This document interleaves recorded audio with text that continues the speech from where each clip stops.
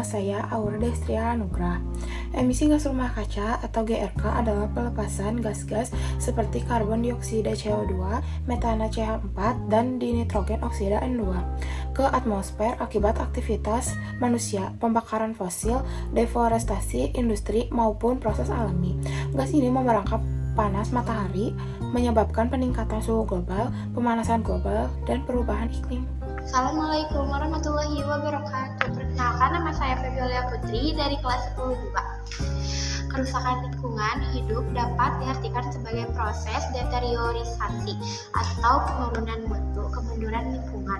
Deteriorisasi lingkungan ini ditandai dengan hilangnya sumber daya tanah, air, udara, punahnya flora dan fauna liar, dan kerusakan ekosistem. Halo semuanya, nama aku Sinti Siva. Jadi di sini aku bakal ngejelasin dampak kerusakan lingkungan hidup bagi manusia. Kerusakan lingkungan hidup memberikan dampak langsung bagi kehidupan manusia. Pada tahun 2004, High Level Trade Panel Challenges and Change PBB memasukkan degradasi lingkungan sebagai salah satu dari 10 ancaman terhadap kemanusiaan. World Risk Report yang dirilis German Alliance for Development Works atau Alliance, United Nations University Institute for Environment and Human Security atau disingkat UNU-PHS dan The Nature Conservancy atau TNC pada 2012 pun menyebutkan bahwa kerusakan lingkungan menjadi salah satu faktor penting yang menentukan tinggi rendahnya risiko bencana di suatu kawasan. Aku Kayla, di sini aku mau menjelaskan penyebab kerusakan lingkungan hidup secara umum bisa dikategorikan dalam dua faktor, yaitu peristiwa alam dan akibat ulah manusia. Letusan gunung berapi, banjir, abrasi, tanah longsor, angin puting beliung, gempa bumi, dan tsunami merupakan beberapa contoh bencana alam. Bencana-bencana tersebut menjadi penyebab rusaknya lingkungan hidup akibat peristiwa alam. Meskipun jika dilebih-lebih lanjutkan, bencana seperti banjir, abrasi, kebakaran hutan, dan tanah longsor bisa saja terjadi. Perkenalkan, nama aku Nabila Sajarana.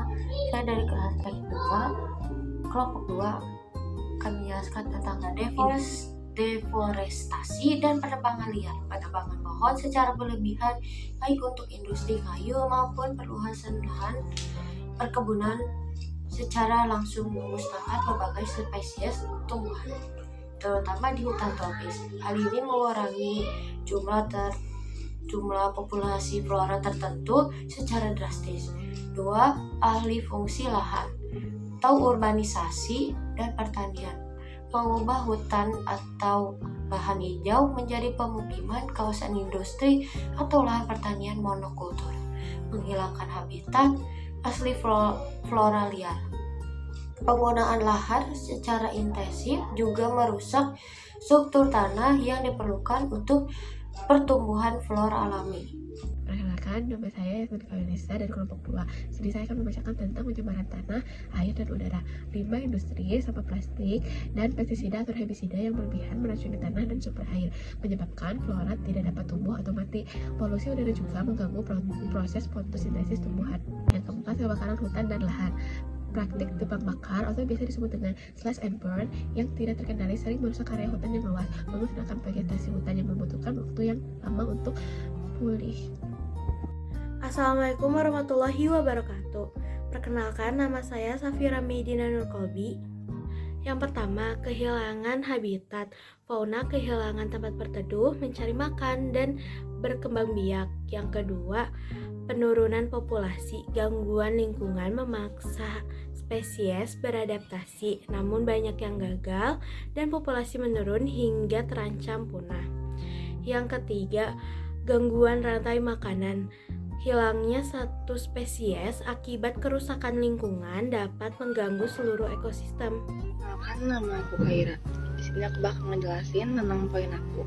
Berkaitan erat dengan degradasi kualitas hidup manusia itu sendiri, menciptakan siklus berbahaya antara eksploitasi alam dan timbulnya penyakit bencana alam seperti banjir ataupun longsor, serta krisis penyakit.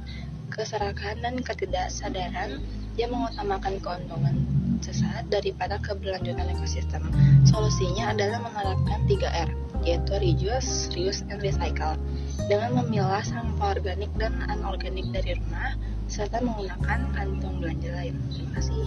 Esa Fauzia ingin membacakan inovasinya, mengubah sampah organik menjadi kompos atau ekoenzim, dan mengolah sampah plastik menjadi biji plastik atau kerajinan tangan. Solusi, tidak membuang minyak jelantah atau deterjen ke solokan, serta menggunakan deterjen ramah lingkungan. Nama aku Putri Sally Arshifa. Jadi mari kita jaga bumi dengan tindakan yang nyata seperti buang sampah pada tempatnya, kurangi plastik sekali pakai, hemat air dan energi, serta menanam pohon. Aksi kecil membawa tumbler atau tote bag secara konsisten akan memberikan dampak besar bagi keaslian lingkungan dan kesehatan generasi untuk masa depan.